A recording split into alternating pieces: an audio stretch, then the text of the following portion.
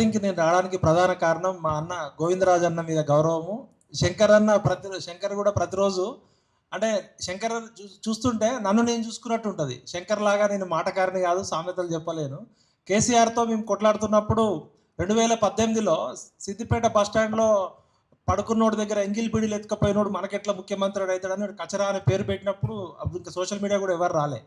కాళేశ్వరము ఇది white elephant అవుతుందని నేను 2018లో మాట్లాడితే నన్ను ఎన్కౌంటర్ చేయమని చెప్తే 3 నెలలు ఢిల్లీలో దాక్కున్నా.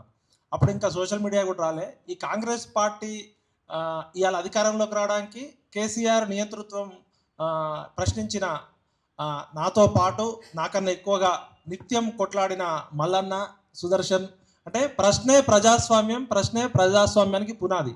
అయితే మంచి మనుషులు అందరూ ఉంటున్నారు కానీ ఎందుకు కలవట్లేదు. ఇవాళ కాంగ్రెస్ పార్టీ అధికారంలోకి రావడానికి ప్రధాన కారణం ఎవరంటే ఏ ఊర్లో పోయినా మల్లన్న, విఠలు, లేకపోతే తొలి వెలుగు రఘు, ఓకే టీవీ శ్రావ్య, మన శంకరు, మైపాల్ యాదవ్, ఇంకా కాళోజీ నారాయణరావు, ఇట్లా ఒక పేర్లు చెప్తారు. మరి అంతకుముందు మా నాన్న 69లో ఈ ఆంధ్ర కమ్మోళ్ళకు వ్యతిరేకంగా ఆయన జీవితం అంతా కొట్లాడిండు. తెలంగాణ ఉద్యమం వచ్చింది. మళ్ళీ అదే ఖమ్మం జిల్లాలో ఆంధ్రోళ్ళు పెత్తనం అయిపోయింది. తర్వాత 2001 నుంచి 2014 దాకా కేసీఆర్ గారు చంద్రబాబు నాయుడు దోపిడీకి వ్యతిరేకంగా కొట్లాడతారని చెప్పి మనం ఒక 14 ఏళ్ళు కొట్లాడినాం. కేసీఆర్ వచ్చిండు. కేసీఆర్ వచ్చినాక అంటే మామూలు రబ్బర్ చెప్పులు వేసుకునే హరీష్ రావు, అమెరికాలో ఉద్యోగాలు చేసుకునే కేటీఆర్, కవిత లాంటి వాళ్ళు ఇవాళ లక్షల కోట్లలో ఉన్నారని మనం అంటున్నాం. మరి తెలంగాణ వచ్చింది, ఏమైంది, ఎందుకు ఇవాళ మీటింగ్కి నేను రావాల్సి వచ్చిందంటే నాకు ఇప్పుడే ఒక పెద్ద మనిషి చెప్పమని చెప్పిండు. తెలంగాణ విద్యార్థి, యువత, కార్మిక, కర్షక, సాంస్కృతిక మేధావుల కలయికకు సమయం ఆసన్నమైంది. తెలంగాణ అస్తిత్వము, తెలంగాణ యువత భవిష్యత్తు మరోసారి ప్రమాదంలో పడింది. రక్షిస్తామని చెప్పిన వాడు భక్షించాడు. తెలంగాణ పేరునే తొలగించి భారతదేశం అంతా జైత్రయాత్రకు బయలుదేరాడు. తెలంగాణ సంపద కొల్లగొట్టి నిరుపేదలను మోసం చేశాడు. ఆంధ్ర తాబేదారులు ఇప్పుడు తెలంగాణ ముసుగులో పాలిస్తున్నారు. కేసీఆర్ అండ్ జగన్ కంపెనీ ఒకవైపు, రేవంత్ అండ్ చంద్రబాబు కంపెనీ ఒకవైపు. అంటే ఒక వెలమాయన, ఒక రెడ్ ఆయన, ఒక కమ్మాయన, ఒక రెడ్ ఆయన కలిసి తెలంగాణ అస్తిత్వాన్ని మరలా పనంగా పెడుతున్నారు. భావితరాల దోపిడీకి సిద్ధమవుతున్నారు. ఏండ్లకేండ్లు పరుల బానిసత్వంలో మగ్గాము. ఎంతో సంపద కోల్పోతున్నాము. మన భావితరాలు కూడా ప్రమాదంలో పడిపోయే సంకేతాలు స్పష్టంగా వస్తున్నాయి. ఇప్పుడు గినక తెలంగాణ సమాజం మేల్కొరకపోతే మరలా రాబందుల తోడేళ్ల బారిన మన భావితరాలు పడే ప్రమాదం దగ్గరలోనే ఉంది. తెలంగాణ అస్తిత్వ నగార మోగించండి, మరో ఉద్యమానికి సిద్ధం కండి. ఉద్యమకారుల బలిదానాలు మరవకండి. తెలంగాణ యువత, విద్యార్థులు లక్షలాది మంది చేసిన త్యాగాలకు విలువ తీసుకురండి.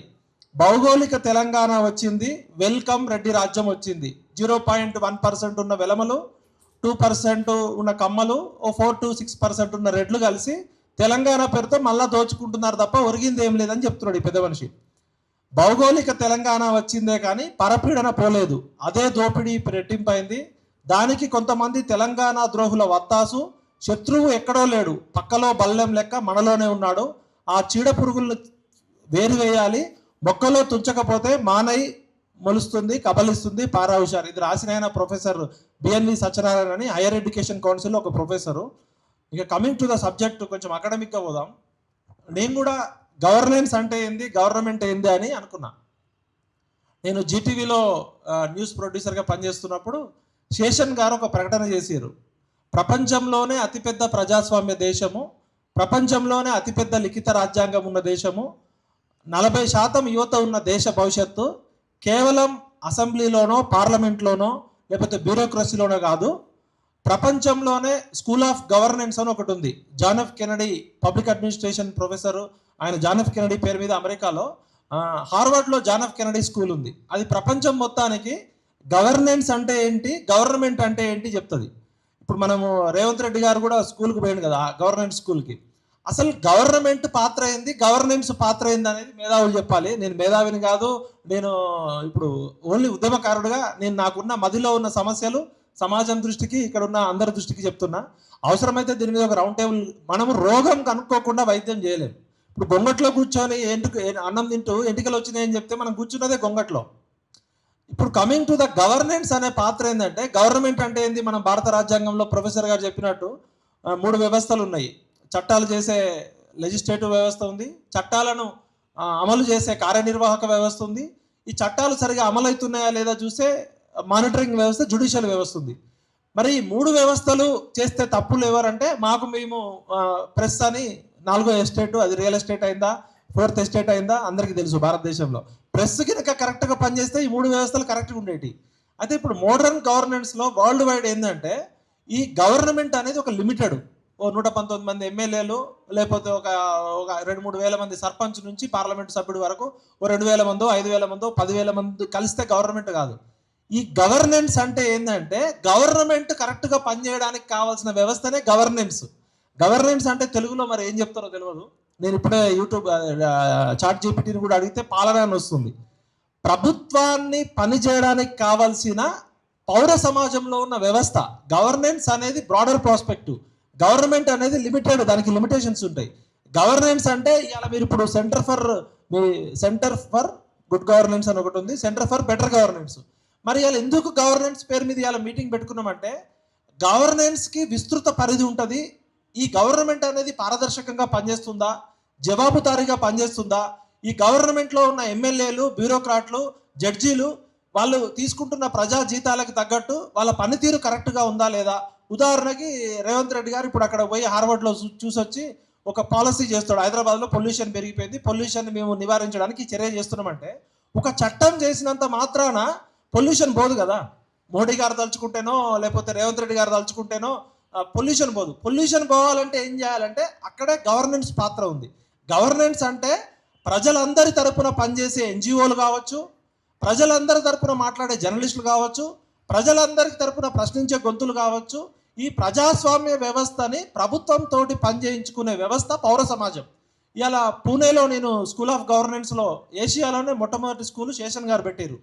అంటే భారతదేశం లాంటి 140-150 కోట్ల మంది భవిష్యత్తు కేవలం పార్లమెంట్లోనో అసెంబ్లీలోనో బ్యూరోక్రాట్లలో కాదు, పౌర సమాజంలో ఉన్న న్యాయవాదులు కావచ్చు, జర్నలిస్టులు కావచ్చు, సామాజికవేత్తలు కావచ్చు, పౌర సమాజంలో బాధ్యత ఉన్న ప్రతి ఒక్కరు కూడా ప్రభుత్వంతో పనిచేయించుకునే విధంగా పౌర సమాజం యాక్టివిజం ఉండాలని చెప్పి సివిక్ సొసైటీ యాక్టివిజం అనేది వచ్చింది.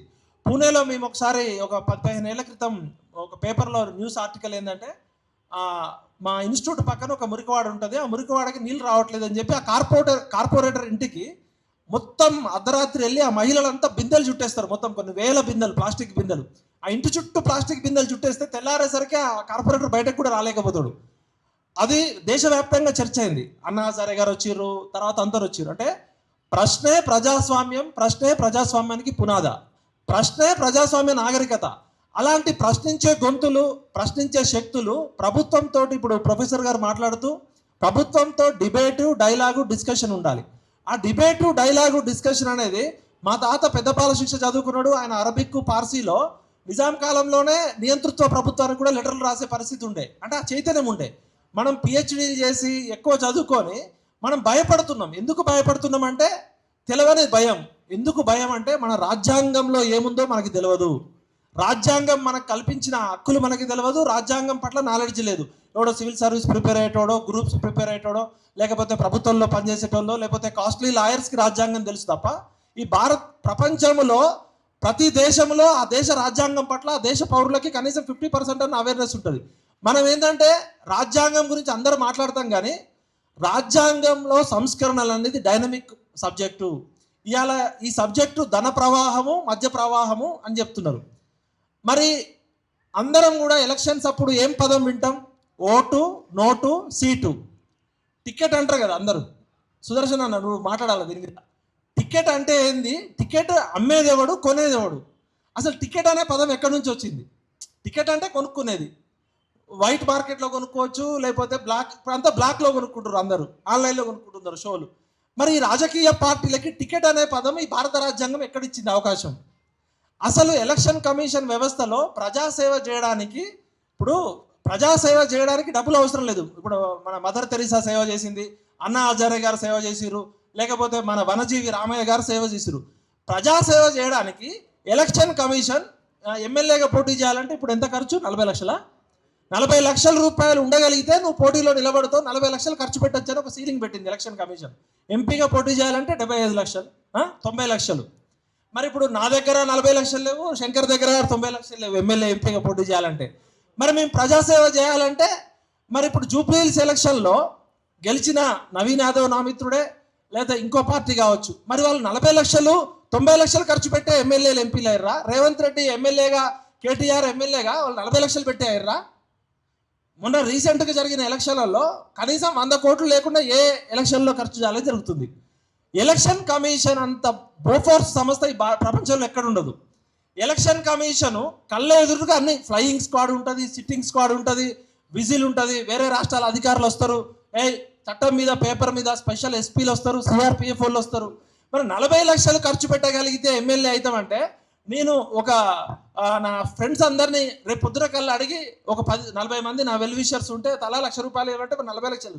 ఖమ్మంలో ఇవాళ 40 లక్షలు పట్టుకొని పోతే పొంగులేటి శ్రీనివాసరెడ్డి తోటో, తుమ్మల నాగేశ్వరరావు తోటో, లేకపోతే పెద్ద పెద్దలతో కొట్లాడగలనా? వాళ్ళు 400 కోట్లు ఖర్చు పెట్టడానికి రెడీ ఉన్నారు. 400 కోట్లు పెట్టడానికి వస్తే 50,000 కోట్లు పెట్టుకోవడానికి వచ్చినోడు కూడా వాడి కొడుకు వాచీలు స్మగ్లింగ్ చేసే కేసులో దొరుకుతున్నారు. అంటే గొంగట్లో కూర్చొని ఎంటికలు ఏరుకుంటున్నాం. దీనికి ప్రాబ్లం ఏంటంటే రాజకీయ సంస్కరణలు జరగాలి, రాజ్యాంగ సవరణలు జరగాలి. రాజ్యాంగం అనేది డైనమిక్ ప్రాసెస్. దాని మీద పిహెచ్డి జర్నలిజం చేసిన నాకే రాజ్యాంగం మీద అవగాహన లేకపోతే మామూలు కామన్ మ్యాన్కి ఏం అవగాహన ఉంటుంది? లాయర్లలో కూడా 90 మందిలో కాన్స్టిట్యూషనల్ ఎక్స్పర్ట్స్ తక్కువ మంది ఉంటారు. కాబట్టి మనం సెంటర్ ఫర్ గవర్నెన్స్ నేను కోరేది ఏంటంటే, రాజ్యాంగం ఏం చెప్తుంది, రాజకీయ పార్టీలు ఏం చేస్తున్నాయి.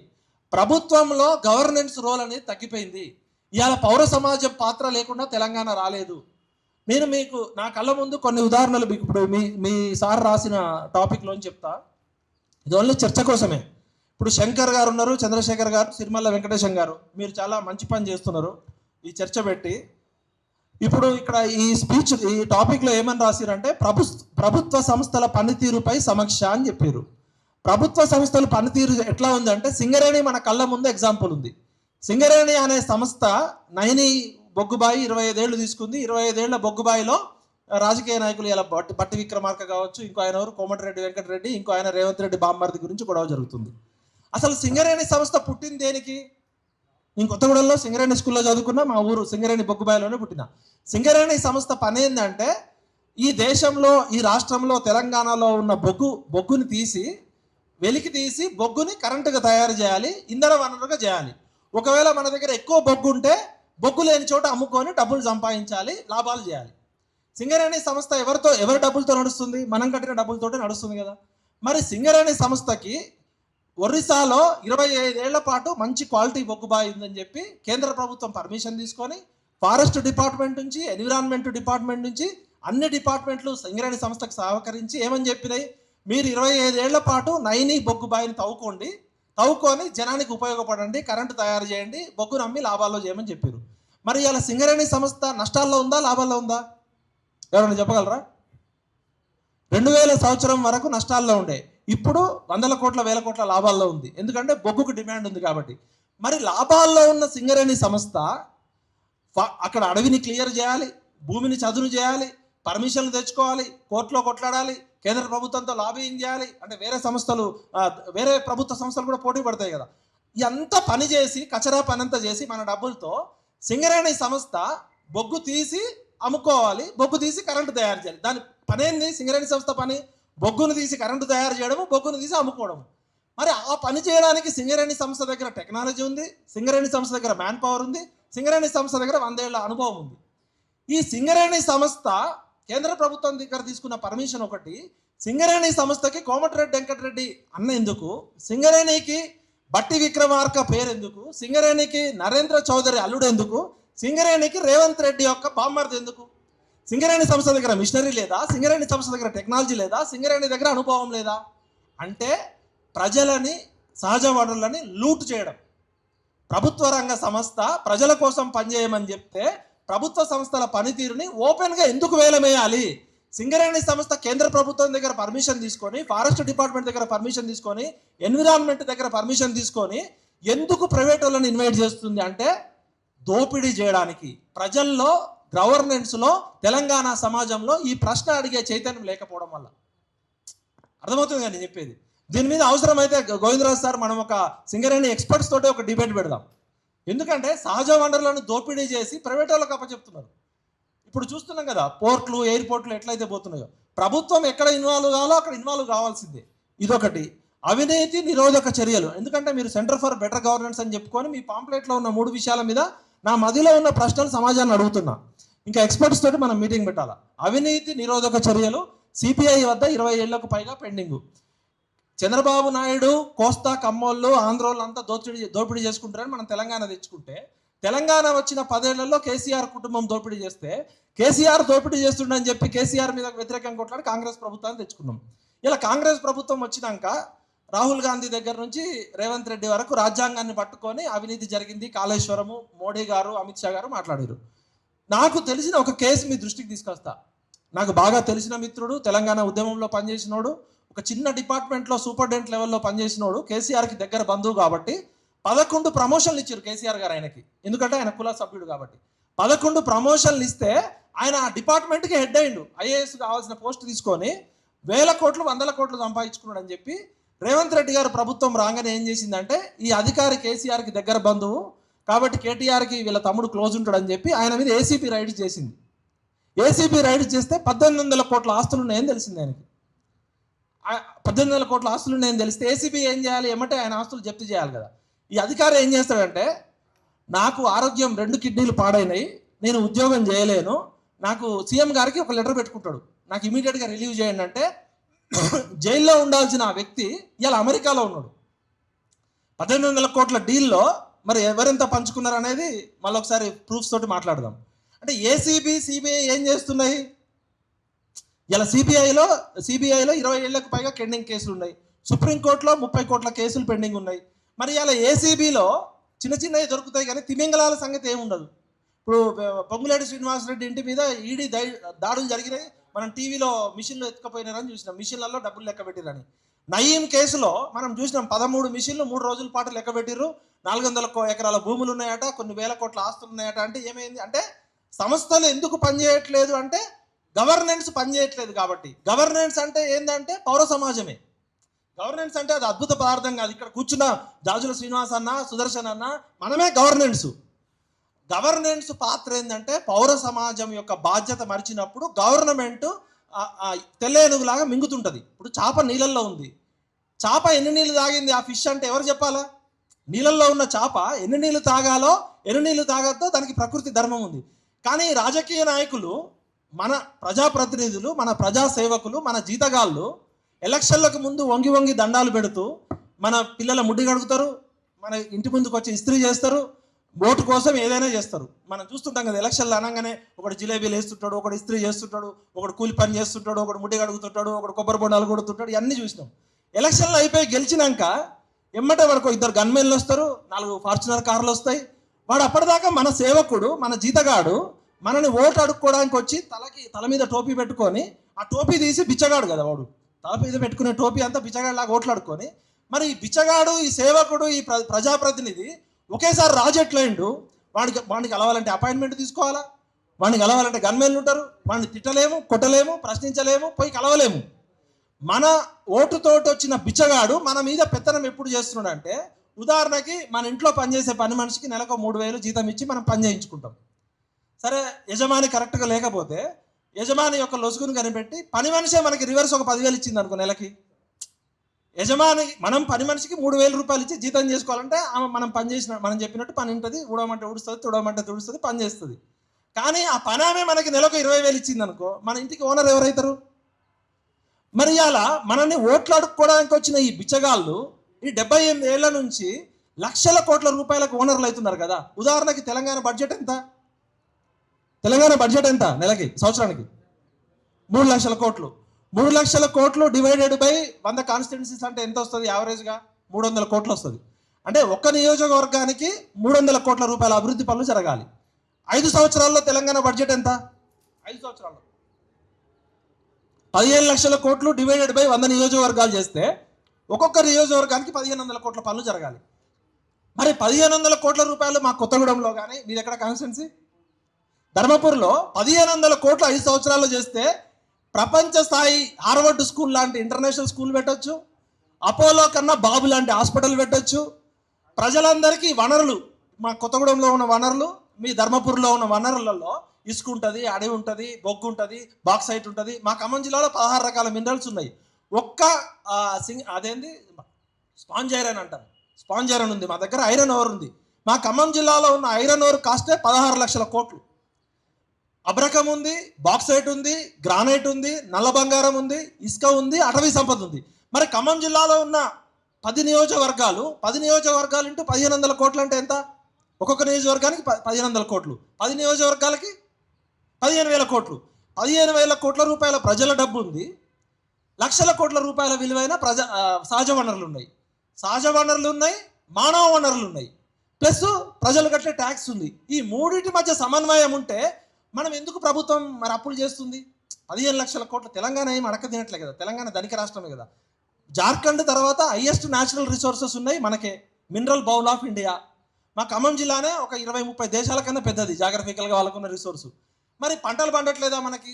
మన దగ్గర ఎర్ర నేలలు ఉన్నాయి, నల్ల నేలలు ఉన్నాయి, సహజ నేలలు ఉన్నాయి, వాతావరణ పరిస్థితులు ఉన్నాయి. మన దగ్గర ఇన్ని రకాల పంటలు పండుతాయి, పంటలు పండుతున్నాయి, సహజ వనరులు ఉన్నాయి, మానవ వనరులు ఉన్నాయి, ప్రజలు 3 లక్షల కోట్ల ట్యాక్స్ కడుతున్నారు.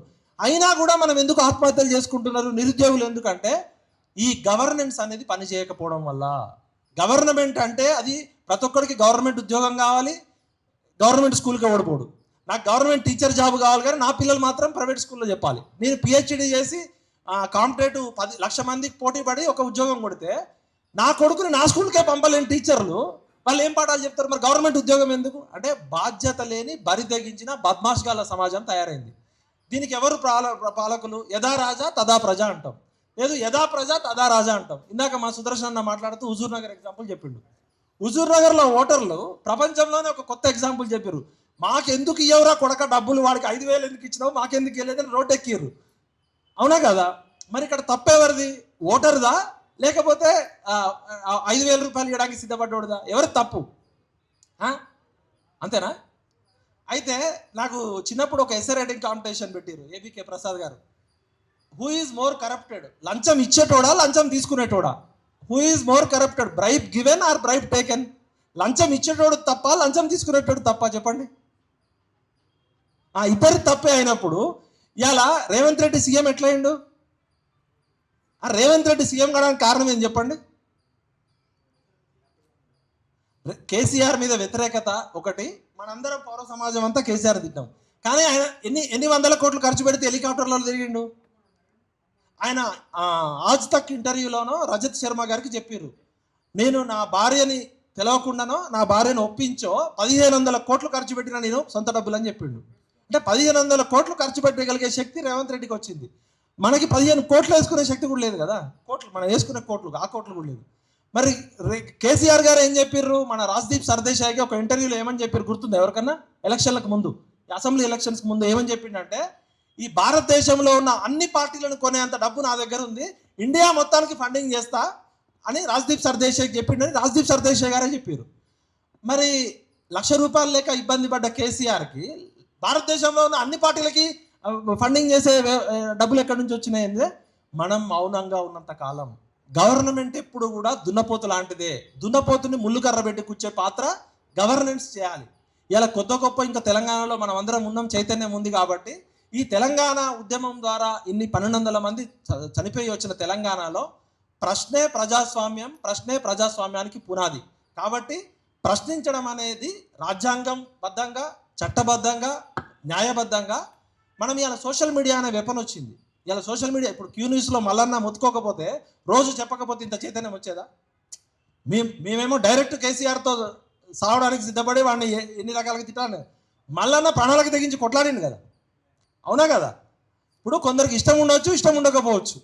అదేవిధంగా మైపాల్ యాదవ్, శంకరు, ఓకే టీవీ శ్రావ్య, తొలి వెలుగు రఘు, మీ అందరం కనీసం ఎవరన్నా పౌర సమాజంలో మరి కాంగ్రెస్ పార్టీ వచ్చింది ఇంత కష్టపడి, మీరు అందరూ ఒక 4 లక్షల ఓట్ల తేడానే కదా కాంగ్రెస్కి టీఆర్ఎస్కి. మరి మేము ఏం చేయాలి? మా దగ్గరికి కాంగ్రెస్ హైకమాండ్ వాళ్ళు వచ్చారు. మేము కాంగ్రెస్కి ఎందుకు సపోర్ట్ చేసినామంటే ఇది చాలా తెలంగాణ సమాజానికి తెలవాలి. దీపాదాస్ మున్షి అనే ఆమె మా ఇంటికి వచ్చేది రెగ్యులర్గా. అజయ్ కుమార్ అని ఒక ఐపీఎస్ ఆఫీసరు సింగం సినిమా తీసారు ఆయన మీద. ఆయన మోస్ట్ బ్యాక్వర్డ్ క్లాసెస్, ఒక మంగళి నాయి బ్రాహ్మణ సామాజిక వర్గానికి చెందిన వ్యక్తి. వాళ్ళ father Indian foreign service officer, మన హైదరాబాద్ పబ్లిక్ స్కూల్లో చదువుకున్నాడు. ఆయన ఏమన్నాడంటే కేసీఆర్ రాజరిక పాలన చేసిండు, నియంతృత్వ పాలన చేసిండు, ఉద్యమకారులు విద్యార్థులు అమరవీరుల కుటుంబాలకి కాంగ్రెస్ పార్టీ రాహుల్ గాంధీ పంపించిండు మమ్మల్ని అని చెప్పి దీపాదాస్ మున్షి, ఆయన ఎవరు అజయ్ కుమార్ గారు, ఇప్పుడున్న మీనాక్షి నటరాజన్ గారు, రోహిత్ చౌదరి అని ఇంకో ఆయన వచ్చిండు. అదేవిధంగా రమణ అని ఇవన్నీ చెప్పాలి, పౌర సమాజానికి తెలవాలి. రేవంత్ రెడ్డి కూడా తెలుసో లేదో ఇవన్నీ. రేవంత్ రెడ్డి ఏమనుకుంటుంటే ఆయన బూతులతో ఆయన అధికారంలోకి వచ్చిండని ఆయన అనుకుంటుండు. నిజంగానే పౌర సమాజం పాత్ర చేయబట్టి 34 నియోజకవర్గాలు మా దగ్గరకు వచ్చి రిక్వెస్ట్ చేసింది ఏంటంటే, మేము టీఆర్ఎస్తో ఢీకొంటాలంటే 34 నియోజకవర్గాల్లో కాంగ్రెస్ పార్టీ చాలా వీక్గా ఉంది, విద్యార్థులు అమరవీరుల కుటుంబాల వాళ్ళు ఉద్యమకారులు మాకు సపోర్ట్ చేయాలి అని చెప్పి 34 లిస్టు పట్టుకొని వచ్చారు. వస్తే దానిలో నేను, సతీష్ కమాల్ అన్న, మన ఈయనవరు అశోక్ సార్ ఉన్నాడు కదా, ముగ్గురం కలిసి తలా 10 నియోజకవర్గాలు పంచుకొని మా టీమ్స్ అందరిని తీసుకొని కాంగ్రెస్ కండువా వేసుకొని కేసీఆర్ని అమనా బూతులు తిట్టి వాడు మొత్తం నెగిటివ్ నెరేటివ్ చేస్తే వచ్చింది. మరి దీపాదాస్ మున్షి ఏం చెప్పిందంటే, పౌర సమాజంతో కాంగ్రెస్ పార్టీ రెగ్యులర్గా ఎవ్రీ మంత్ డిబేట్ పెడుతుంది, డిస్కషన్ పెడుతుంది, డైలాగ్ పెడుతుంది. రాహుల్ గాంధీ గారిని నేను 2 సార్లు వీళ్ళందరినీ తీసుకుపోయి కల్పించిన, దాసకృష్ణ హోటల్లో ఒకసారి, బయట ఒకసారి. ఎవరెవరు కలిసిరు పౌర సమాజంలో అంటే కొన్ని విషయాలు చెప్పాల్సిందే. జస్టిస్ సుదర్శన్ రెడ్డి గారు పౌర సమాజంలో పెద్ద మనిషిగా, జస్టిస్ సుదర్శన్ రెడ్డి గారు, రామచంద్రమూర్తి గారు వార్తా ఎడిటర్ రామచంద్రమూర్తి గారు, అంటే ఎవరి మీద గౌరవం ఉంది పౌర సమాజంలో అంటే. అదేవిధంగా కె శ్రీనివాస్ గారు, రాహుల్ గాంధీ గారిని పౌర సమాజం తరపున నేను కల్పించిన వ్యక్తులు. ఆకునూరి మురళి గారు, ప్రొఫెసర్ అల్తాసు జానయ్య గారు, పాశం యాదగిరి గారు, తెలంగాణ పౌర సమాజంలో నిజాయితీ గల వ్యక్తులు, మేధావులు అనుకున్న 71 మంది దగ్గరికి నేను 3 నెలలు దీపాదాస్ మున్షిని, ఆయన ఎవరు అజయ్ కుమార్ గారిని తీసుకెళ్ళినాం. అందరితో వాళ్ళు చెప్పిన డైలాగ్ ఏంటంటే, తెలంగాణలో సహజ వనరులు ఉన్నాయి, తెలంగాణలో మానవ వనరులు ఉన్నాయి, తెలంగాణలో ఎస్సీ ఎస్టీ బీసీలు ఎక్కువ మంది ఉన్నారు, మేము ప్రజాస్వామ్యబద్ధంగా రాజ్యాంగబద్ధంగా పాలన చేస్తాము, అమరవీరుల కుటుంబాలను ఆదుకుంటాము, విద్యార్థులను ఆదుకుంటాము, నిరుద్యోగులకు ఉద్యోగాలు ఇస్తామని చెప్పారు. మన ప్రియాంక గాంధీ యూత్ డిక్లరేషన్ అని జాబ్ డిక్లరేషన్ అక్కడ పెట్టారు. రాహుల్ గాంధీ ఇక్కడ ఛాయ్ తాగిండు, అక్కడ బిర్యానీ తిన్నాడు అన్నాడు. మరి ఇంత పౌర సమాజంతో 6 నెలలు తెర వెనుక పాత్ర చేసిన కాంగ్రెస్ పార్టీ అధిష్టానం అధికారంలోకి వచ్చినాక ఒక్క మీటింగ్ కూడా పెట్టలేదు. కనీసం అధికారంలో రావడానికి కృషి చేసిన ఈ 71 మంది ఇండైరెక్ట్గా కానీ డైరెక్ట్గా కనీసం పిలిచి ఛాయ్ కూడా దాపలేదు. అంటే రాజకీయ పార్టీలు పౌర సమాజాలని ఎంత తక్కువ అంచనా ఇస్తాయి. ఎందుకంటే ఈ పౌర సమాజంలో ఉన్న 71 మంది వ్యక్తులు ఇక్కడ కూర్చుంటే, ఆ రోజు కాంగ్రెస్ పార్టీ అధికారంలో రావడానికి పనిచేసిన అందరు కనుక కూర్చుంటే రాహుల్ గాంధీ కూర్చోబడుతుంది. ఆకునూరి మురళి గారు పాపం ఆయన ఏదో ఉద్యోగం ఇస్తే ఆయన వెళ్ళిపోయాడు. అల్తాస్ జానయ్య గారు ఆయనకు వైస్ ఛాన్సలర్ ఇస్తే ఆయన వెళ్ళిపోయాడు. మరి సుదర్శన్ రెడ్డి గారేమో పాపం ఆయన వైస్ ప్రెసిడెంట్ పోటీ చేసిండు, పాపం మన తెలుగు బిడ్డ, ఆయన గెలవలేకపోయాడు. ఇదే సుదర్శన్ రెడ్డి గారు, రామచంద్రమూర్తి గారు, కె శ్రీనివాస్ గారు ఎవరైతే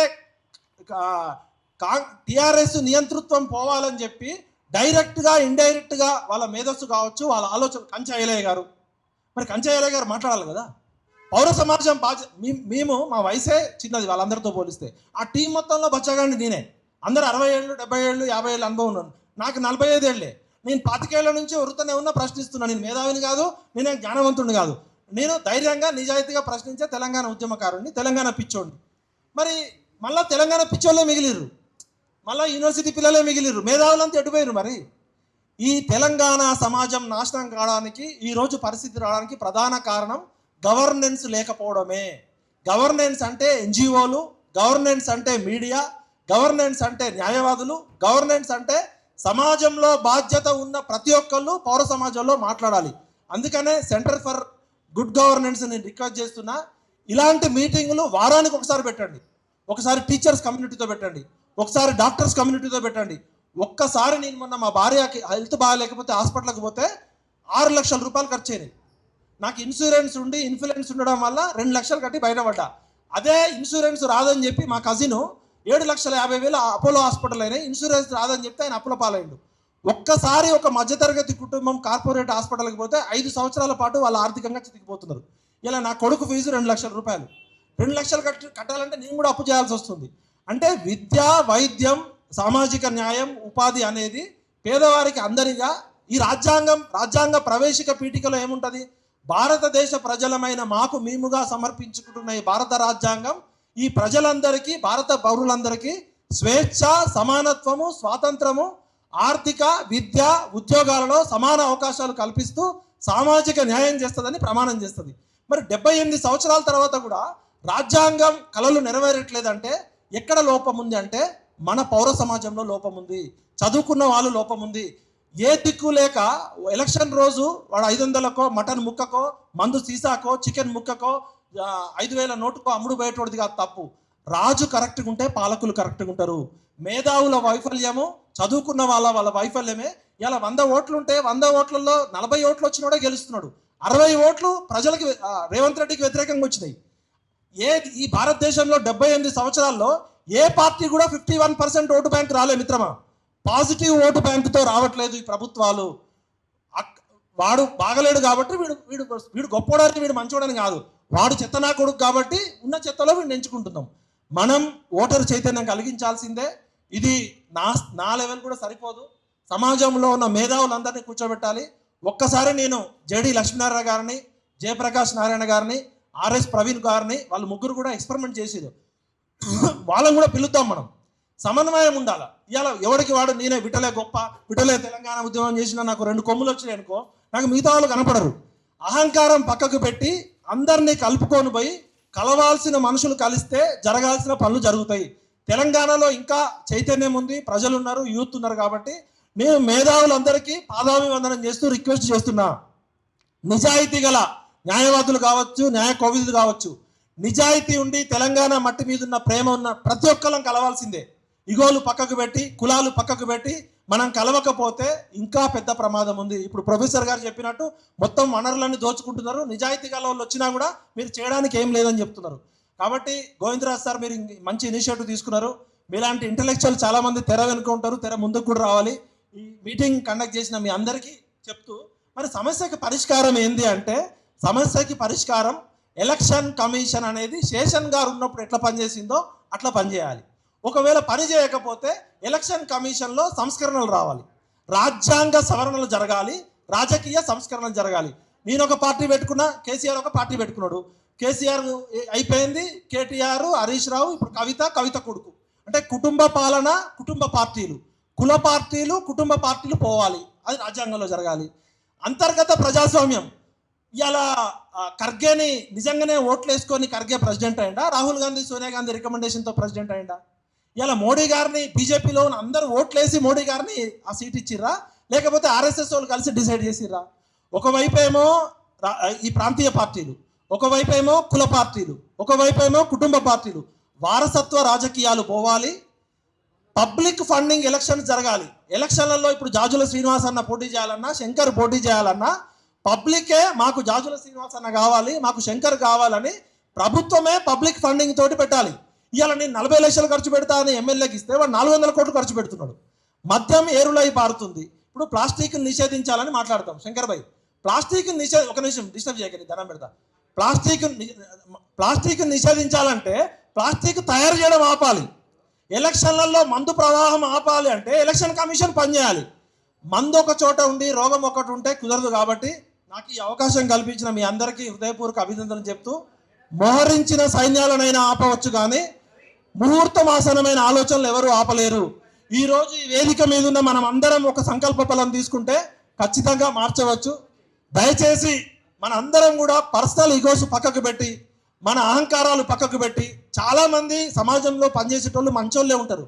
కాకపోతే ఒక మంచోడికి ఇంకో మంచోడు అంటే పడదు, అదే ప్రాబ్లం. చెడ్డోళ్ళంతా కలిసి ఉంటారు, దోచుకునే దొంగలు.